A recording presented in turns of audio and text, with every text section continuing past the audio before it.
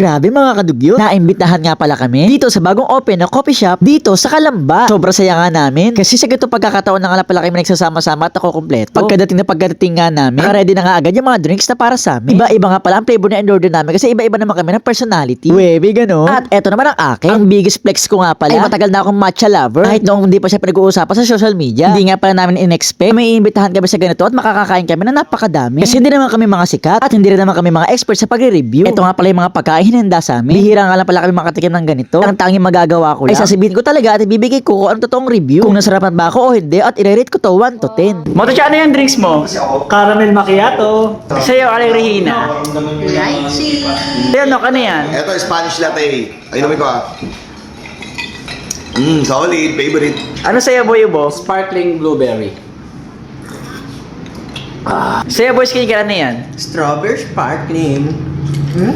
At syempre, akin naman ay matcha. Nakalimutan ko yung kompletong pangalan ni. At eto na may mga pagkain. Ito nga lang pala sa isa na to, hindi ako pamilyar. Kaya ito ang una kong titikman. Akala ko nga nung una kikeme pero hindi. At eto na ang aking first bite. Dahil first time ko wala nakakita nito. Grabe mukha siya matigas pero malambot pala siya nung kinain ko na. Next naman, ito nga akala ko maling na nakabalot sa breadcrumbs. Mojos pala ang tawag dito. Pagkagat ko, hindi ko na-expect. Grabe, ang sarap pala nito. Sunod naman, itong french fries na barbecue ang flavor. Grabe, ang sarap niya. Ang lasa niya parang french fries na merong barbecue. Sunod naman, itong french fries na cheesy ang flavor. Pagtikim ko, grabe, ang sarap din niya. Lasa siyang french fries na may cheese, ganun. Tapos, eto naman yung french fries na nakalimutan ko yung flavor nito. Yung parang asin lang, basta walang tapong lahat ng french fries nila masarap. At orderable talaga. At syempre, ang matcha. Hindi pwedeng hindi ko to titikman. Marami na nga pala ako natikman na matcha. At isa pala talaga pinaka nasasarapan ako. Pero nung natikman ko to, parang eto na ang papalit. Hindi, totoo talaga walang halong biro. Hindi dahil pinopromote ko to. Promise, eto talaga. Kaya sa mga naku-curious sumubok ng matcha, try nyo. Basta haluin nyo lang muna bago nyo inumin. At habang sarap na sarap nga ako dito sa pag-inom ng matcha, bigla akong tinabihan ni Boss Kiga at hinihingi niya tong matcha ko. Sabi ko ayoko, sa sobrang sarap pinagdadamot ko na nga. Kaya sabi ko dapat matcha na lang din in order niya. Pero tignan nyo kung anong ginawa niya. Dahil nga nasarapan siya, bigla siya kumuha ng napakalaking straw. Tapos bigla-bigla na lang niya ininom tong matcha ko. Grabe talaga, pwede naman siya manghingi sa akin kung hihingi siya. Dahil mabait akong tao at inspirasyon ako sa kabataan, bibigyan ko naman sana siya.